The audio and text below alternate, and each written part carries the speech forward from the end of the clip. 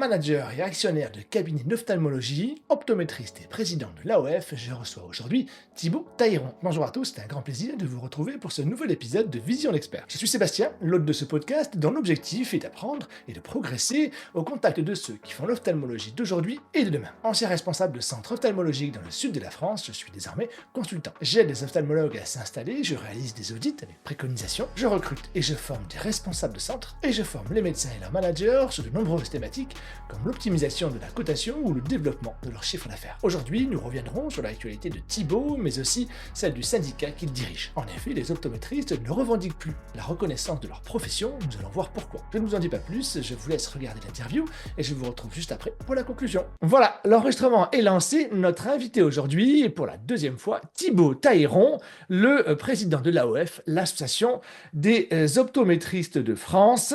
Salut Thibaut. Alors, l'objectif aujourd'hui est de faire le point, évidemment, sur ton activité un peu particulière, hein, de chef de centre ophtalmologique, ton activité de salarié, mais également en tant qu'entrepreneur, parce que tu es actionnaire de cette structure, et puis d'autres sujets comme le refus de la SFO, tu vas t'expliquer en détail, de recevoir les opticiens lors du congrès. La fin de la revendication, et ça c'est la grosse news, on va dire, hein, la fin de la revendication de la reconnaissance de la profession d'optométriste en France, évidemment, ce qui a été longtemps un cheval de bataille pour toi et pour tes confrères. J'ai lu également qu'il y aurait une proposition de changement de nom, en tout cas, ça on va voir. Je suis moins sûr de mon coup là-dessus. Et puis si l'activité, on va dire l'actualité brûlante, c'est une proposition de loi, alors ça reste une proposition de loi, hein, mais il y en a plein, mais qui permettrait d'augmenter le panel, l'éventail des tâches des optométristes et qui l'augmenterait jusqu'à la réalisation d'OCT, de rétinaux, etc. Sous délégation médicale, évidemment, donc pas en boutique. Voilà, ça te va comme programme? Très bien, c'est parfait. Il y a beaucoup Allez, de points à super. regarder ensemble et on va pouvoir discuter de plein de choses. Allez, nickel. Eh bien, écoute, ce qu'on va faire, c'est que je vais te laisser te représenter pour ceux qui n'auraient pas vu la première vidéo rapidement. Et puis, comme ça, tu nous donnes en même temps des news. Est-ce que ton poste évolue? Comment ça se passe? Moi, je suis optométriste et je suis diplômé depuis 2015 de la faculté d'Orsay. J'ai travaillé longtemps dans différents cabinets d'ophtalmologie avant de co-monter une structure avec le docteur Igal Boujna, que tu avais reçu, je crois, ici aussi. Donc, on a monté une structure pour accueillir de l'ophtalmo parce qu'on sait qu'aujourd'hui, tu es bien placé pour le savoir, qu'une structure ophtalmo, c'est plus un ophtalmo et une secrétaire. Aujourd'hui, je sais pas, je crois qu'on a 12 salariés. Enfin, et ça commence à être lourd. Il y a une tâche administrative qui est importante et les ophtalmologues sont pas toujours à même de gérer tout ça, ou en tout cas n'ont pas l'envie. Donc nous, on est là pour les accompagner et leur proposer un plan complet, et en tout cas un milieu de travail qui soit dédié à la médecine, en gros, qui fasse leur travail de médecin complet et qu'on va fasse gagner du temps là-dessus. Associé à ça, je travaille en magasin aussi toujours. Hein. On a une boutique, enfin mes parents ont un magasin dans lequel j'interviens environ une journée par semaine. Et depuis 2 ans, j'ai pris la présidence de l'AOF, la suite de Yannick Dian. Et donc, du coup, j'accompagne, en tout cas, je travaille dans le syndicat, je suis président du syndicat, et puis je suis responsable un petit peu du pôle affaires publiques, en tout cas, où je gère les relations avec les différentes structures qui font partie de l'environnement visuel. D'accord, alors beaucoup d'activités. Ça se passe bien en termes de planification? La planification est toujours intéressante. Et puis bon, en plus, c'est vrai que je donne des cours aussi, donc j'interviens aussi en université. Donc ça, mais en vrai, c'est hyper bien. C'est ce qui fait la pluralité de notre métier. Je crois que on avait choisi, enfin, j'ai choisi ce métier aussi parce qu'il est pluriel. L'opticien, ça reste un professionnel de santé qui est un petit peu commerçant, qui peut faire un peu de tout. On voit des enfants, on voit des adultes, on voit des très âgés. Et donc, c'est cette pluralité, en fait, qui m'intéresse dans ce métier. Et donc là, vraiment, c'est vrai que je touche quelque chose où on fait un peu tout. Et c'est hyper intéressant. D'accord. Donc, tu nous parlais enfin, en tout cas, j'ai noté que vous, les optométristes, opticiens, se plaignaient un petit peu d'être pas super bien reçus à la SFO. Est-ce que tu peux nous faire un point là-dessus? Alors, en fait, c'est historique. Historiquement, les opticiens n'ont pas le droit de venir à la SFO. Alors, ils peuvent prendre des Euh, badges visiteurs. non, non, si tu vas sur le site de la SFO, si tu veux cliquer, si tu veux rentrer dedans, eh ben c'est fermé, c'est verrouillé. C'est-à-dire que tu es soit orthoptiste, soit secrétaire médical, soit directeur de centre. En fait, tu peux avoir des badges un petit peu détournés, mais Ouais, l'opticien en tant que tel, avec ce statut, n'a pas le droit de rentrer.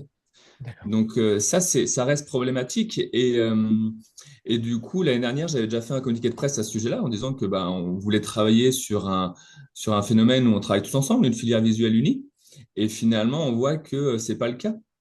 Alors j'ai un petit peu tout entendu comme quoi on voulait être légal d'ophtalmo. Dans nos négociations, moi j'ai écrit à la SFO, hein, à la Société française d'ophtalmologie, en leur demandant que nous on demandait juste à peu près la même chose que les orthoptistes ou les infirmières en cabinet d'ophtalmologie. On sait qu'il y a une journée pour les infirmières. On sait qu'il y a une journée pour les orthoptistes, il y a une journée pour les directeurs de centre d'ailleurs. Hein, je crois que l'ARSEN y Mhm. intervient, il y a une journée. Et nous, on demandait voilà, que certains opticiens, alors on ne demande pas accès à toutes les conférences, c'est pas le but, mais il y a beaucoup de choses sur la myopie qui peut intéresser les opticiens. Et ça montrerait que voilà, il y a quelque chose qui unit, surtout que voilà, les chiffres d'opticiens en cabinet augmentent d'année en année. Si on reprend les chiffres du SNOF, hein, pas les nôtres, le syndicat national d'ophtalmo, il considère qu'il y a au moins 30% des cabinets qui embauchent un opticien, ce qui est énorme. Et en plus, je pense que ce chiffre est un petit peu sous-évalué parce que certains ont été requalifiés en assistant médical. Mais dans l'idée, cette requalification d'ailleurs qui est très discutable, mais en tout cas, nous, enfin, on pense qu'on est plutôt autour de 50% à travailler en cabinet. Mais déjà, si on prend le chiffre de 30%, c'est énorme. C'est-à-dire que ces 30%-là ne peuvent pas aller au même titre que leurs collègues orthoptistes. Ouais. Surtout qu'on sait que pour la majorité du temps, en cabinet, ils font un travail qui est à peu près équivalent, d'accord? Sauf cas particulier. Et donc, du coup, de dire que c'est interdit, nous, on le regrette. Ah oui, et il y a autre chose en plus, et je me souviens de ça, quand tu en parles, ça me fait tilt.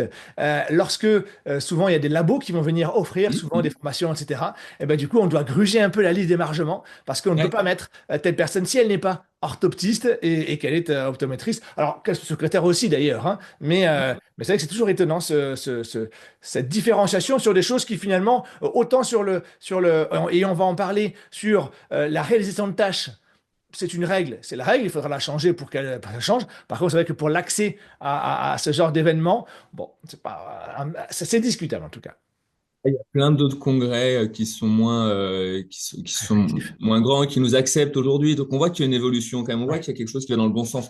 Aujourd'hui, on peut aller dans plein de congrès. Je fais des congrès toute l'année. Je fais des congrès ophtalmologiques en France. Alors, au niveau mondial, ça ne se discute même pas. Il y a un accès global. Mais au niveau France, c'est vrai qu'on est un petit peu, c'est plus compliqué. Mais il y a plein de congrès qui aujourd'hui reconnaissent que voilà, notre travail en cabinet, que les opticiens et les optométristes travaillent bien et qu'ils ont ce besoin de se former et qu'ils ont l'envie de se former. Donc, ils sont là pour les accompagner. D'accord, très bien. Donc, du coup, bah, tu parlais de reconnaissance, mais c'est à ce moment-là que finalement, vous avez décidé de ne plus lutter pour cette reconnaissance de la profession d'optométriste en France. Comment ça se conçoit ça? Alors, il y a plusieurs choses. Je ne sais pas si tu te souviens, lors de notre premier échange, on avait discuté de la complexité du parcours de soins visuels en France. Mhm. Aujourd'hui, il y a de multiples choses. Alors, même si de base, on reprend, il y a l'ophtalmo, après, il y a l'ordonnance qui est là des fois 3 ans, des fois 5 ans, sauf si la correction a trop bougé, si l'acuité visuelle n'est pas la même. Maintenant, il y a l'orthoptiste qui a droit, mais que limité à certaines corrections optiques. Et puis, si j'ai moins de 16 ans, c'est pas pareil. Si j'ai plus de 42 ans, c'est pas pareil. Et puis, dans certains cas, je peux voir que l'orthoptiste et pas l'ophtalmo. Et puis après, on y a rajouté là, même très dernièrement, la téléconsultation, la téléexpertise. On y a rajouté certaines choses. En fait, on a une filière visuelle qui est complètement fermée et qui est très opaque, qui le patient comprend pas. Et nous, on a fait cette réflexion qu'on travaillait pour la santé du patient et on travaillait pour son bien-être. Et aujourd'hui, rajouter une quatrième profession là-dedans, ça va pas dans le sens que l'on souhaite. Ça va pas dans le sens que l'on souhaite, qui est la santé du patient. Si on rajoute une quatrième profession là-dedans, comment elle va être reçue? Quelle est sa place? Qu'est-ce qu'on va faire? Aujourd'hui, c'est pas l'objectif. Et maintenant, on peut même parler de réel politique. Très clairement, nous, on est un syndicat, donc on fait de la politique. Et ce qu'on veut, c'est quelque chose. Quand les pouvoirs publics nous disent que c'est un enferme, eh ben, on va travailler autrement, on va faire autre chose, effectivement. Donc, notre but, ce qui a toujours été le cas, en fait, hein, on travaille pour une reconnaissance d'un métier, mais notre but, c'est aussi de la montée en compétence de l'opticien. Tous les optométristes sont opticiens. Donc, du coup, on va travailler au statut de l'opticien pour le Ouais. faire monter en compétences, D'accord. pour faire monter sa formation. Je crois que tu en as discuté avec Jean-François Porte pour que l'opticien passe en licence. Voilà, ça fait partie de nous, nos revendications qui sont majeures. Même la priorité, c'est que l'opticien passe en licence et cette montée de compétences en opticien pour pousser le professionnel de santé qu'il est déjà, mais qu'on y aille encore un peu plus loin. D'accord. Ça ressemble à une stratégie de dire, OK, on oublie l'optométriste parce que ils sont arc-boutés sur leur truc, donc c'est mort. Par contre, on va garder finalement la même argumentation d'augmentation des tâches, etc., mais sur le profil de l'opticien qui est déjà mieux accepté par la population et par les ophtalmos. Alors oui, oui et non, c'est pas aussi simple que ça parce que encore une fois, on peut pas demander la même chose aux opticiens, aux optométristes. Les optométristes, c'est un bac+5. Ouais. Et nous, on le répète régulièrement parce que c'est aussi un des petits soucis qu'on peut avoir parce que l'optométrie en France n'étant pas réglementée, euh, et ben du coup, on a des gens qui ont juste une licence, qui sont Hum, optométristes, et donc du coup, ça floute un peu le ouais, message, et des fois, ça peut nous porter préjudice. bien Parce sûr. que j'ai eu des collègues ophtalmo avec qui, enfin des amis ophtalmo avec qui j'ai pu travailler, qui me disaient, ouais, j'ai embauché un opto, je suis un peu déçu, et puis bah, donne-moi le CV, je regarde si je le connais, quoi que ce soit, et puis je vois le CV, je dis, oui, mais il n'est pas vraiment optométriste en fait.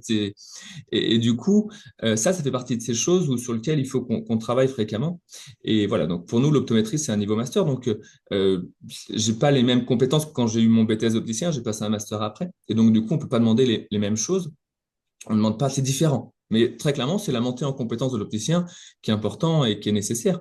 Et parce que c'est un statut qui est reconnu, qui est réglementé et sur lequel on travaille. Et tous les optométristes étant opticiens, c'est aussi quelque chose. D'accord. Donc, du coup, finalement, le grand rêve à l'anglo-saxonne d'un optométriste qui va réaliser des suivis de glaucome, etc., etc., a priori, pour l'instant, c'est Non, statu non, quo. c'est pas l'objectif aujourd'hui. Et encore une fois, euh, la démographie ophtalmologique, elle a vraiment changé. Très clairement, moi, j'habite Lyon. Alors, mes cabinets sont en périphérie lyonnaise. J'habite Lyon. Aujourd'hui, Lyon, j'ai un rendez-vous maintenant. En fait, j'ai des centres qui prennent ce rendez-vous. Donc, qu'est-ce que je vais dire aujourd'hui? Aller pas vraiment en concurrence, parce qu'il n'y a pas de concurrence en médecine, mais aller me mettre en face d'un ophtalmo qui a des compétences sur le glaucome qui est aujourd'hui souvent, enfin même tout le temps, plus élevé que les miennes. Donc, C'est sûr.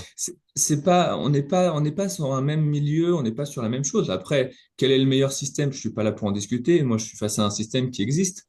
Et donc, du coup, on s'y adapte et on travaille dedans. Nous, le but, c'est pas de bouleverser le système, c'est de l'ajuster, qui reflète la réalité de terrain, le besoin en santé visuelle des Français, des choses comme ça. D'accord. J'ai lu qu'il y avait un potentiel changement de nom. C'est quoi cette histoire? J'ai eu vent d'histoires comme ça. Alors, c'est pas, non, il n'y a pas de potentiel changement de nom. L'optométrie reste l'optométrie.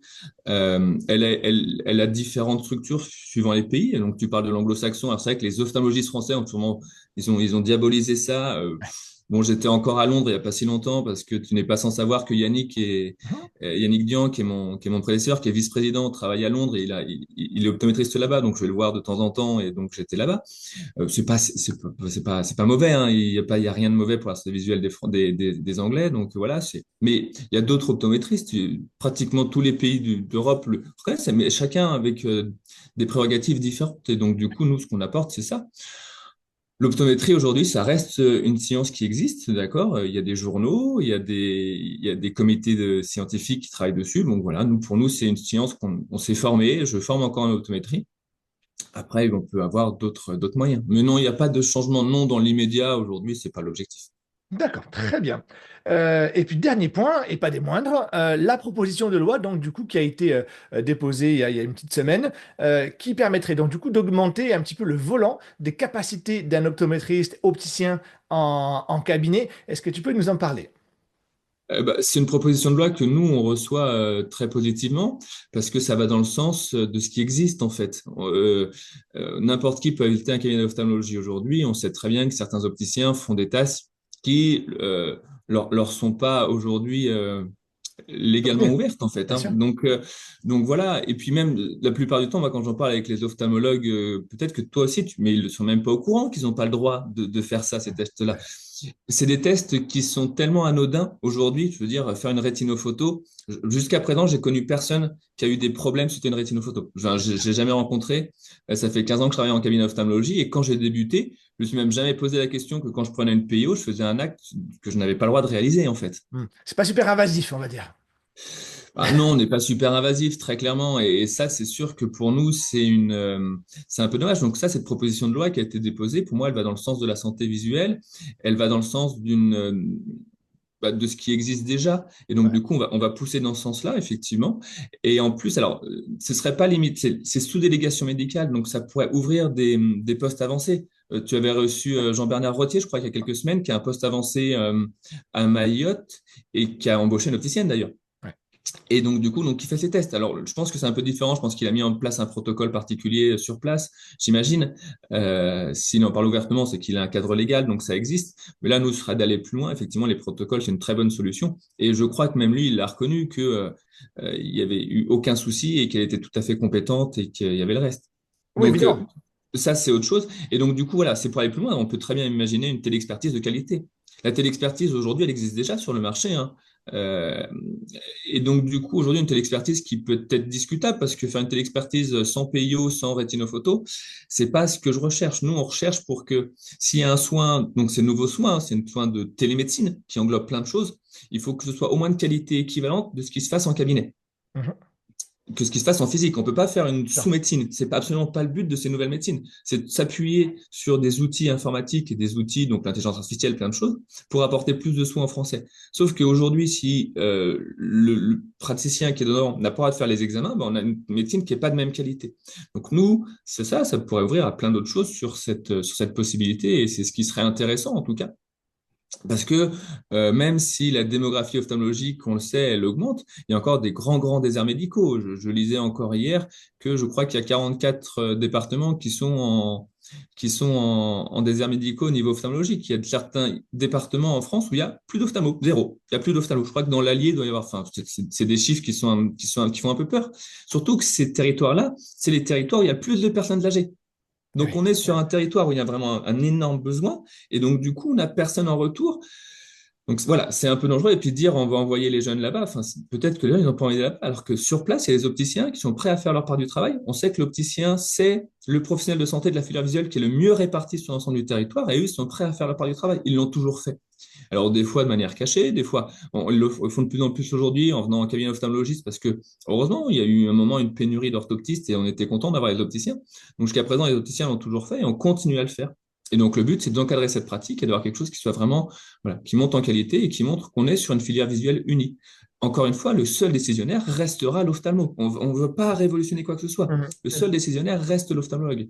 Ouais, l'objectif est juste finalement d'obtenir une reconnaissance de la réalité qui est que sur des appareils automatisés comme un OCT ou un rétinographe, il y a pas de drame à soi ça. Et d'ailleurs, on voit que pour pallier à cette illégalité, eh bien, il y a beaucoup d'ophtalmos qui disent, bon, ben, dans ces cas-là, l'opticien, je vais lui faire passer un diplôme d'assistant médical, alors ce qui est du coût et du temps, et comme ça, au moins, ben, lui, il a le droit. Alors, oui et non. En plus, l'assistant médical, si on reprend les textes, il n'a pas le droit de faire une PO non plus, hein.